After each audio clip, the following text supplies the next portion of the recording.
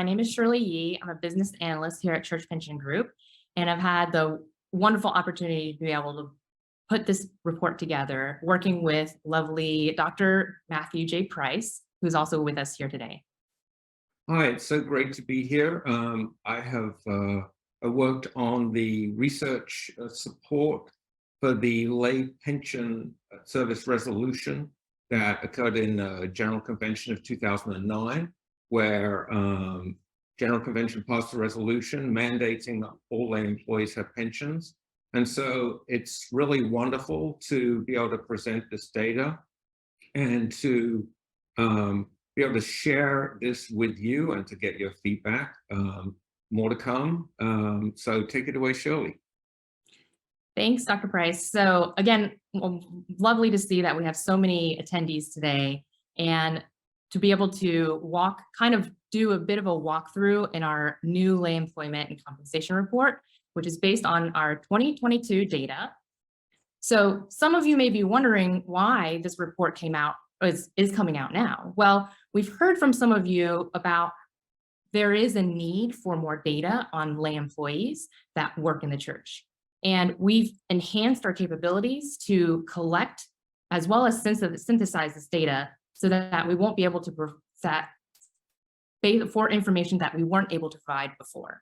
So before we dive into the data, it makes sense for me to explain where does this data come from, right?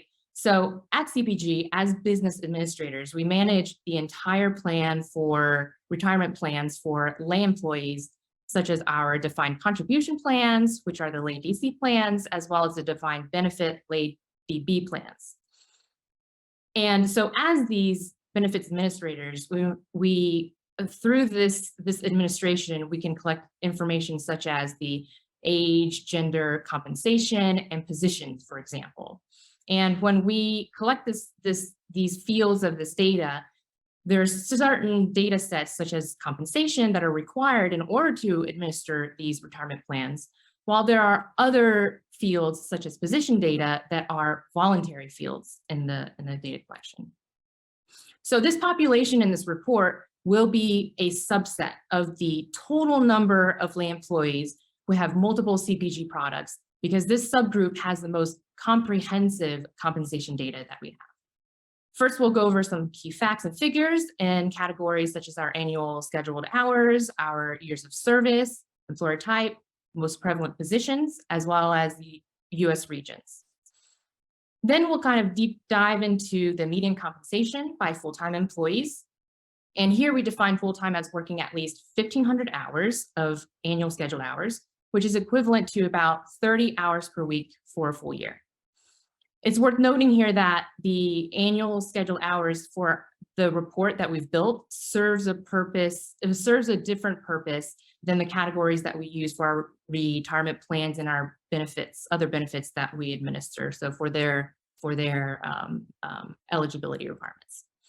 And for our report, it's more suited for the purposes of the employment and of those who are employed with retirement benefits. All right. So we'll start taking a look at the data.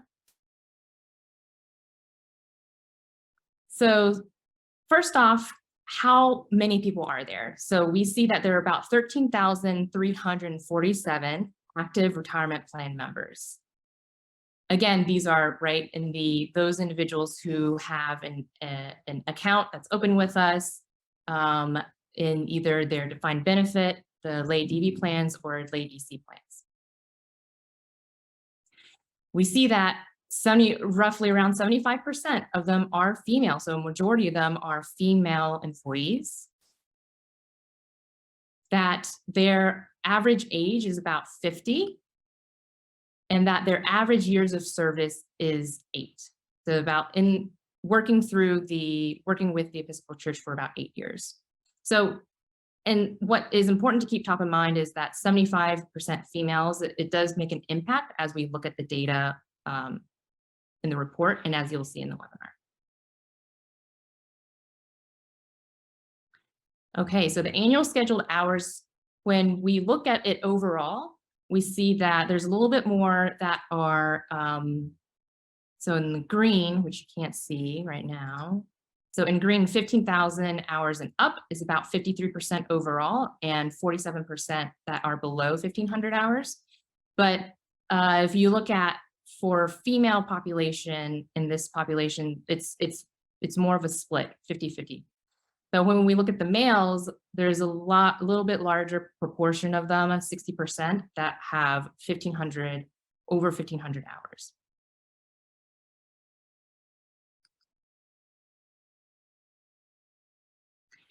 And when we look at years of service, we see that if you look at the individual buckets, there's a large proportion that have less than 5 years, but you'll notice that in the remaining buckets, over 51% have more than 5 years of service. So 25%, 5 to 9 years, 18%, 10 to 19 years, 8% with more than 20 years of service.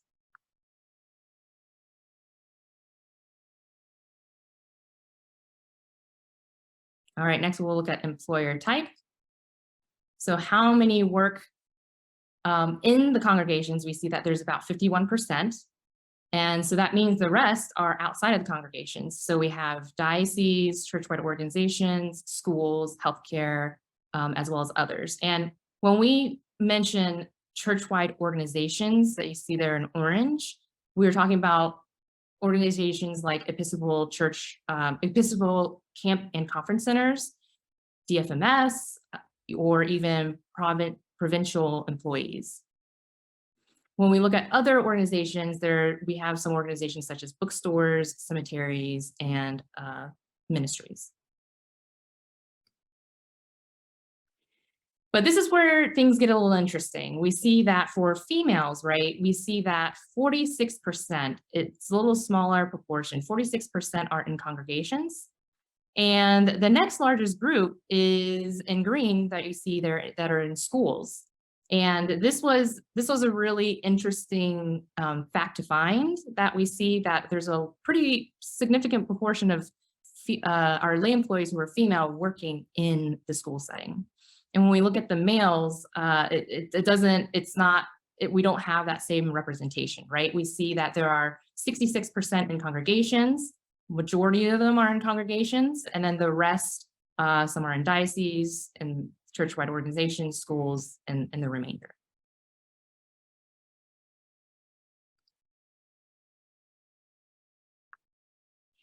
All right, so most prevalent positions. I know a lot of individuals are interested in position data.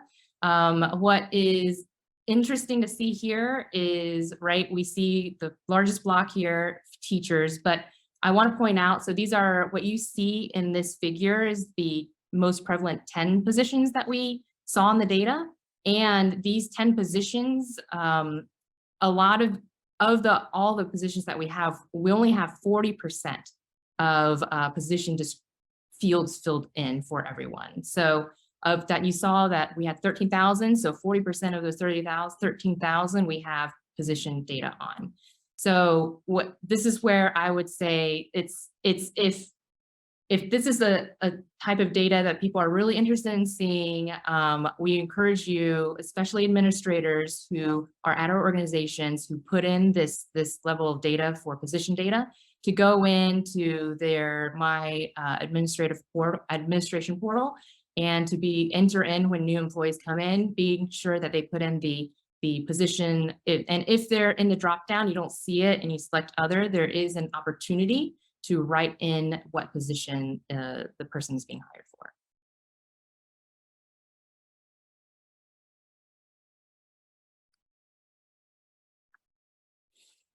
All right, and US regions. So you'll see here that in the South, that the largest proportion, it does represent the largest proportion of lay employees for lay.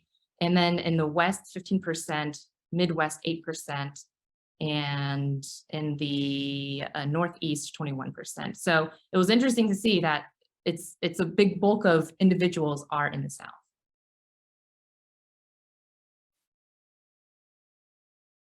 All right, and median compensation by annual scheduled hours. So we do see that for those who are below 1,500 hours, individuals have the median compensation of $29,000. For those who are working more than 1,500 hours, then 1,500 hours and up, then they have a median compensation of $47,000. And then overall, if you just look at everyone together, it's a median compensation of $38,000.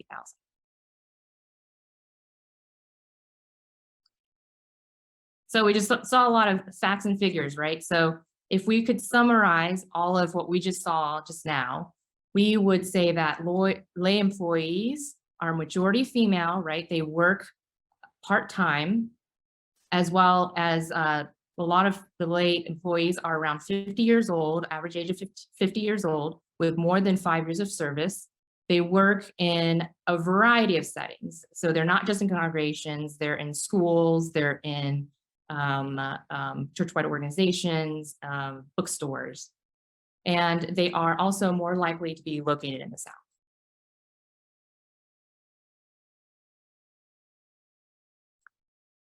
All right, so here is when we will dive into looking at median compensation for full-time employees in the categories we just went through. So for employer type, here we have, you can see within the congregations, dioceses, church-wide, in those various school organizations, buckets that we have, that in diocesan organizations, that employees have the highest median compensation compared to the other organizations. And for years of service, we do see that those who have longer tenure in the organizations in the Episcopal Church, that those who have longer tenure have higher median compensation. So those have that less than 5 years are at $45,000. But then as you, the longer you're working with us, those at 20,000 or 20 years and up are making around $58,000 median compensation.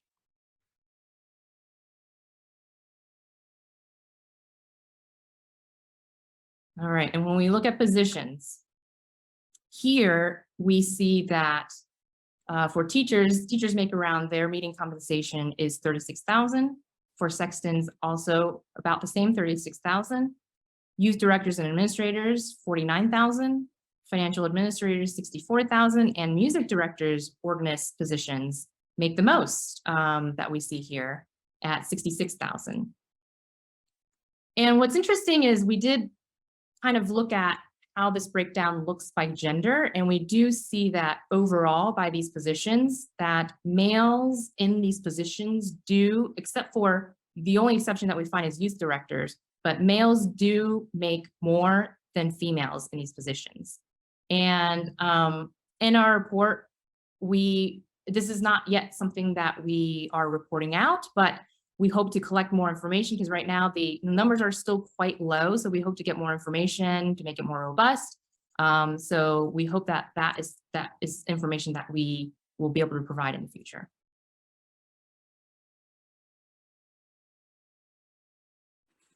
All right, and by US regions, we see that overall, it's relatively pretty equal, but you'll see that in the Northeast, it is slightly higher at $52,000 in median compensation.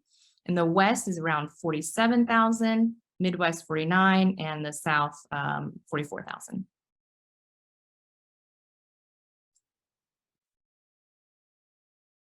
Okay, and so when we look at gender, just the gender buckets overall, we see in an overall picture, 47,000 for the median compensation. And then when we look at separated out by males, it's 52,000, and by females is 45,000.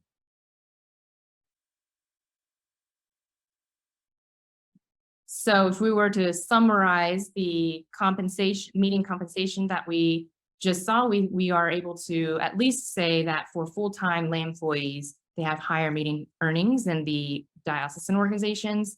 They are at least those with longer tenure in the Episcopal Church do have a higher compensation. and that there is a gap in earnings between men and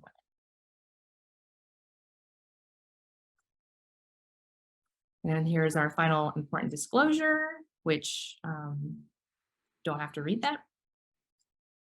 And then we are off to questions. So I did want to at least first address the questions that did come in through prior to the webinar. And there was one individual that asked about if we will be publishing for, I think they were assuming that the data would be on 2020 or an earlier year, but this is the most recent data and it's 2022 data. And then for any details of position data, we're of course, like I mentioned earlier, there's a lot of detail that we don't quite yet have for position data, but we hope to provide those levels of detail as more information is able to be provided in the system that we have. Okay, so let me go to some of the questions. I've been looking at the questions coming in. First question, do you have data for median salary for executive assistants in bishops' offices? You know, that's a sort of a very, as we fill in, as we go from the sort of 40% of positions to hopefully, you know, closer to sort of 80 or 90%, then we'll be able to get a lot more granular about these salary measures. But for the moment, you know, we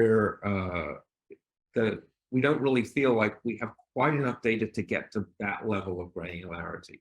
But it's certainly something that we aspire to. Next question, slide 10 on the regions. Are these representative of the Episcopal Church presence by region? So that 56% in the South. So it all depends on how you count that. I would say that if you look at clergy, right, clergy are sort of much more evenly distributed around the country. And so there's definitely a concentration. Just a lot of things about the lay employed population is different from clergy, and we actually have to sort of recast our mindset around that. So, you know, we have around about 13,000 plus lay employees. There are just under 6,000 active clergy. So we now have, this is very different from before the LPS when I started, we now have more than double the number of lay employees than we do have clergy, but they work in very different places. So clergy is still majority in the parishes.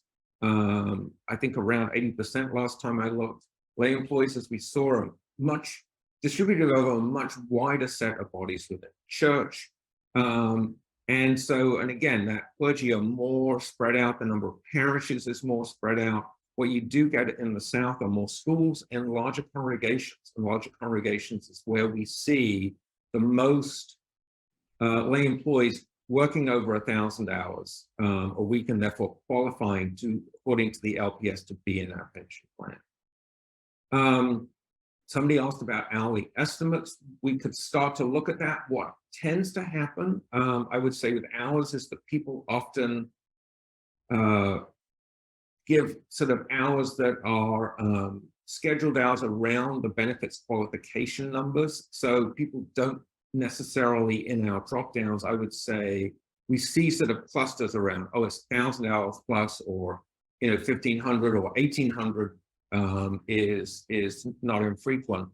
And so I'm not sure if we can look at sort of pay per hours, but we'll have to take a close look at that data and be very confident that the reported hours are not just hours to qualify for benefits, but actually work hours. Matthew Payne, thank you for your question. And we will get back to you on how many people are enrolled in the RSVP plan. And we'll take a look at that. I don't think it was a huge number, Shirley. So I think it was less than 1,000, but we'll definitely take a look at that, Matthew, and get back to you. And then similar line of question, Pam Smith. Thank you asking employees not enrolled in pensions. Because when people are involved in pensions, it's sort of obviously mandatory to provide the compensation information and the hours information for eligibility. That's kind of where we get the core of this data. So for people who are enrolled in products, sort of, let's say they're just in medical, for some of our voluntary sector organizations, wouldn't get that compensation. And again, for people working less than 20 hours, we wouldn't have that data. Somebody talked about the broadness of the financial administrator category. It is broad. Again, as we get more data, so if we look at sort of some of the things that we're able to do with richer data, with clergy, we can do things by the size of the parish that you work for example. So I agree that that is a very broad sort of category, and we do see sort of a big range of compensation in that. Again, hopefully when we have more data, we can start to give a little bit more precise answer, but point well taken, thank you. And then people talking about breakdown salaries by position.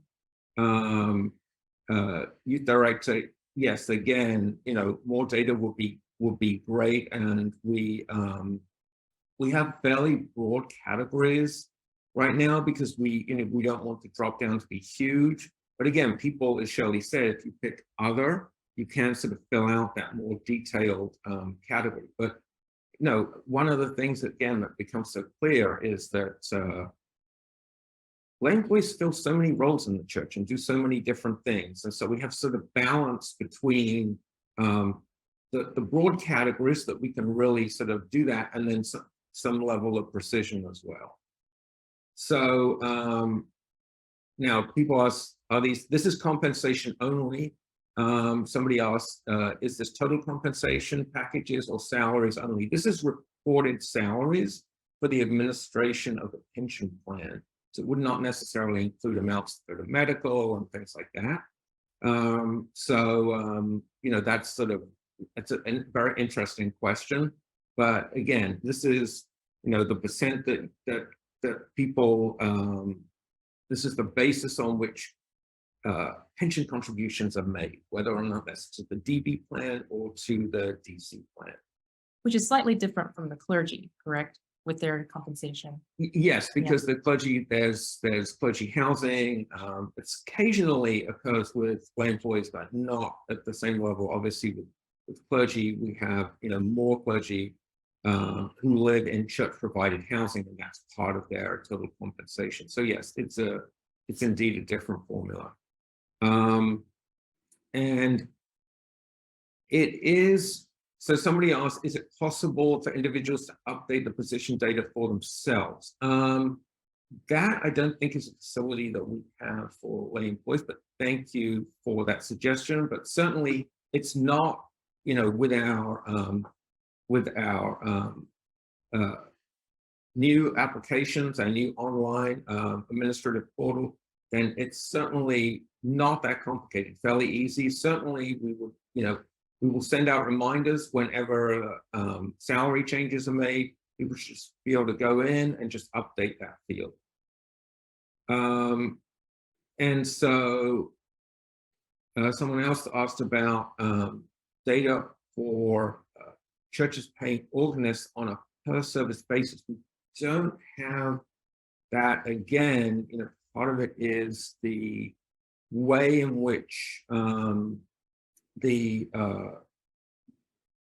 what we're doing is, instead of doing sort of salary surveys, and people are very weary these days of doing surveys. They get surveyed so much. What we're trying to do as much as possible is give data back to the church that, in a sense, the church gives to us through reporting and the administration of these benefits. Another excellent question. Salary measures based on parish ASA, or paid pledge, or collection. We would, yes, again, look to that sort of half of the population. That would certainly work for the half of the population that works in parishes, to look at that. And I think I would use total revenue, actually, Because one of the things that we have looked at is a lot of these parishes with larger numbers of lay employees also have sort of important auxiliary ministries within them, and those are financed by grants or by donations to that particular ministry that are sort of show up in that total revenue number, but don't really show up in the plate and pledge collection. And so I think that the economics of lay employees, one of the things that we've looked at is really sort of different in many ways from the clergy population. Might be more based around that pledge and plate income, but is in fact a wider range of income sources. But certainly something, again, thank you for that suggestion. We'll take all these. As those of you that have been around for a while, as indeed I have since 2001, you will have noticed that the clergy compensation report sort of grew over time, often with suggestions from people out in the church, people such as yourselves, and we were able to enrich it from that. So I really appreciate your comments, and we'll look to see what we can incorporate into new iterations of this report. So let me fantastic questions. I hope that we can get to as many as possible. Yes. I'm just trying to think of, let me see.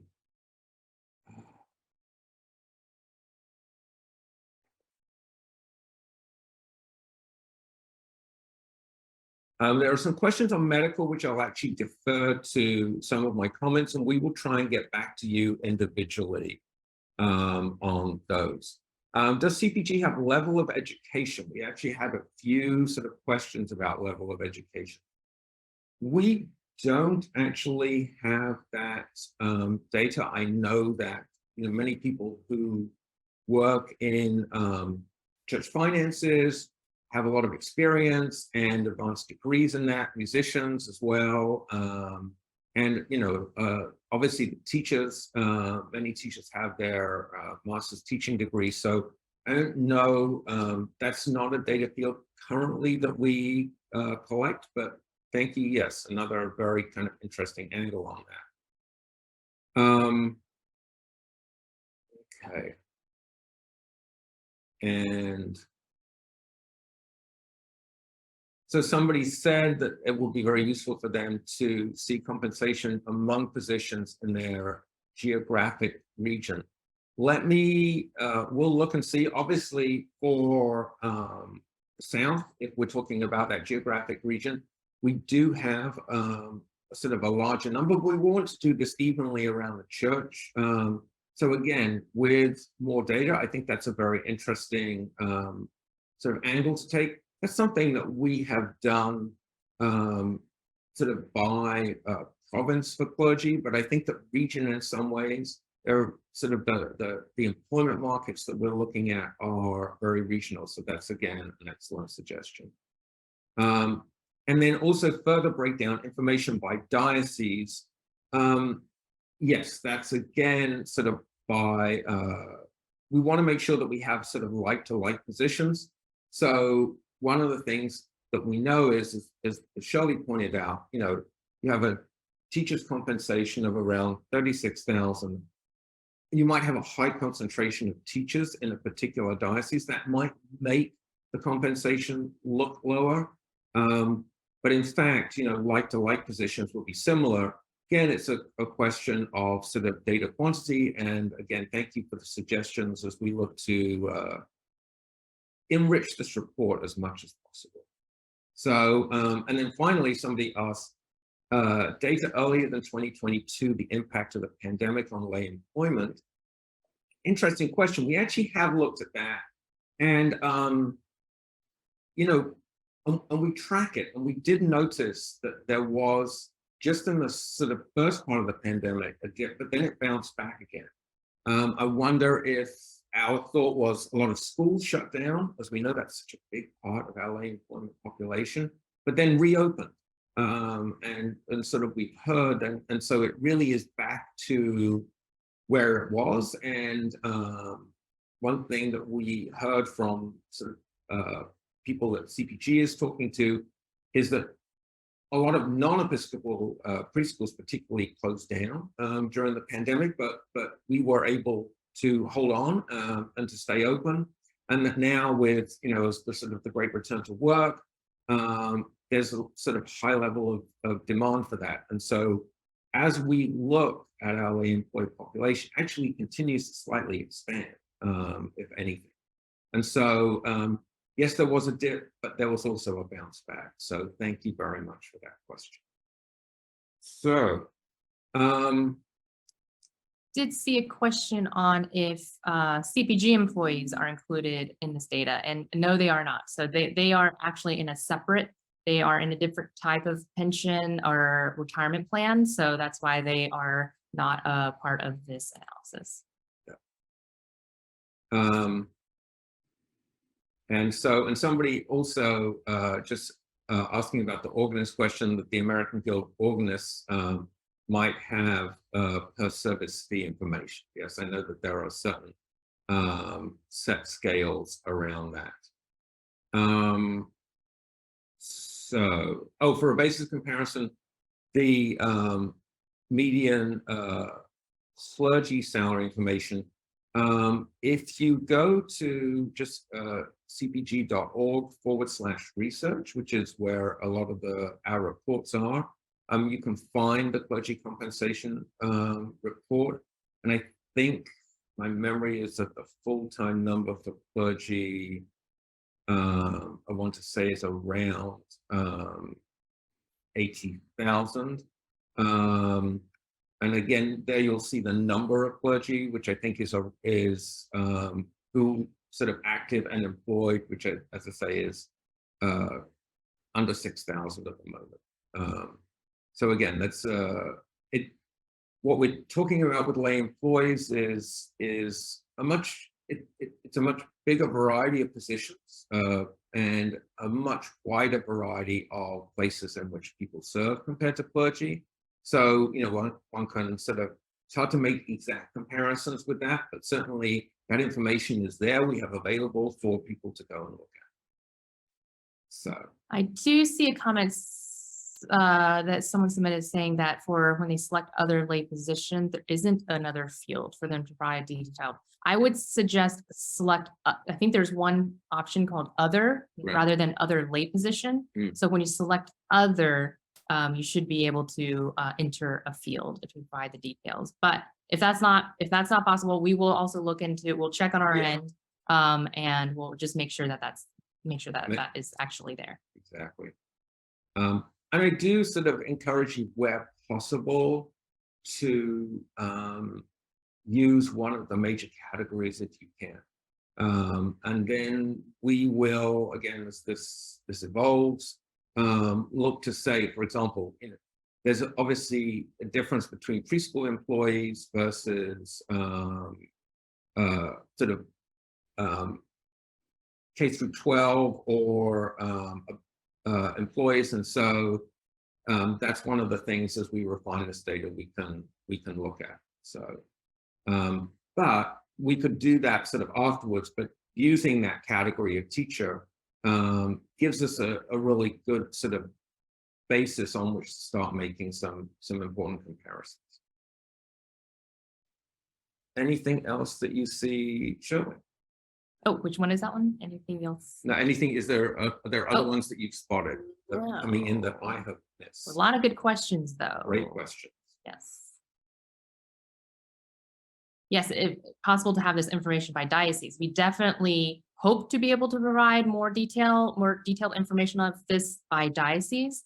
And that is something that we are hoping to be able to release in the future, definitely. Yeah. All right. So, and I would say that, having worked with this data back, as we were leading up to the 2009 General Convention, that there are, to me, some things about it that I think are sort of important and for us to note. Firstly, I think, again, just the number of people who are now in our plans. When I think they were around when we were before the LPS, around 5,000 people, and we did surveys and got stories of people who'd worked, full time. I remember a story from a preschool director who worked 25 years as a preschool director and was retiring with nothing, with no pension. And so to see the number of people that are now covered, I think is great. And as I say, actually sort of continues to expand slightly. And then it has led sort of us, we almost has to take a bigger view of what the church is. It isn't just the congregations. It's actually a much richer, larger view of the church, including schools, the agencies, all of the other things that the church does in the world. And so, so those two things, as I've sort of gone back to this data after sort of 15 years-ish, have been really interesting and very enriching. And I hope that you'll find looking at this report also enriching too. Great. And if there's an individual whose questions that we might have missed or didn't get a chance to get to, seem to have overlooked, you can definitely reach out to us at research@cpg.org to follow up with that question, and we'll get back to you as soon as we can. And even if, after looking at the report, you have questions, reach out to us. Thank you so much. And I hope you all have a wonderful, wonderful rest of the day.